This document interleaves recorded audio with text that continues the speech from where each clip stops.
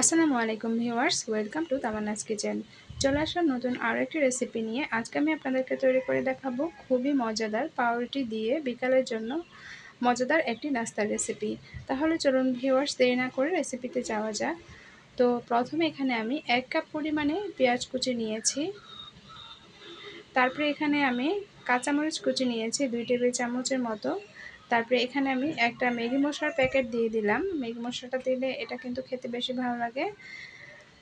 তারপরে এখানে স্বাদমতো লবণ আর অল্প কিছু পরিমাণে হলুদ অ্যাড করে দিয়েছি। এরপর এগুলোকে হাত দিয়ে খুব ভালোভাবে একদম কষলে মেখে নিতে হবে।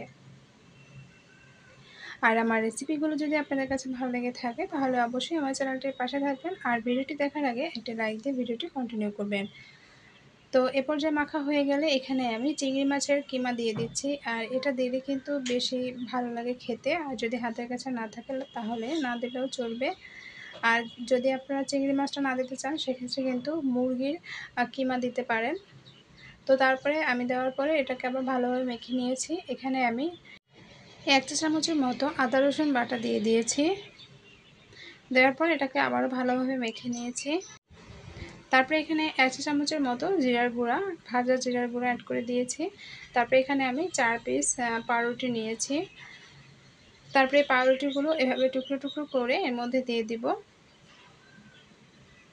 আমি এখানে 4 পিস নিয়েছি। আপনারা যদি পরিমাণে বেশি কম বানাতে চান সেক্ষেত্রে আরেকটু বাড়িয়ে কমিয়ে দিবেন।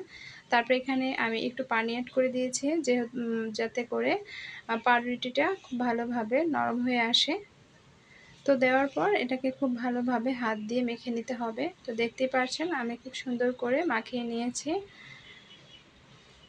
তো এখন এটা আমার মাখানো হয়ে গিয়েছে। এখন আমি এগুলোকে তেলের মধ্যে ভেজে নেব। তার জন্য চুলায় একটা হাঁড়ি বসিয়ে এর মধ্যে পর্যাপ্ত পরিমাণে আমি তেল অ্যাড করে দিয়েছি।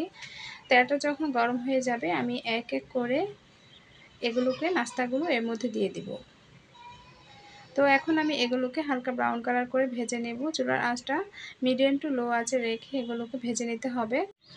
এ পর্যায়ে কিন্তু আমার ভাজা হয়ে গিয়েছে। দেখতেই পাচ্ছেন কালারটাও খুব সুন্দর হয়েছে।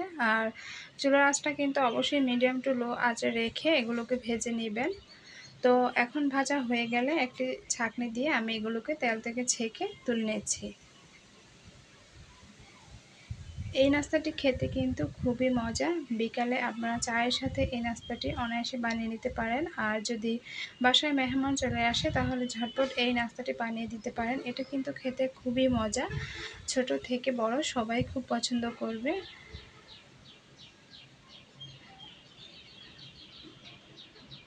তাহলে আজকের মতো এখানেই বিদায় নিচ্ছি। আবারও হাজির হব নতুন কোনো এক রেসিপি নিয়ে। আল্লাহ হাফেজ।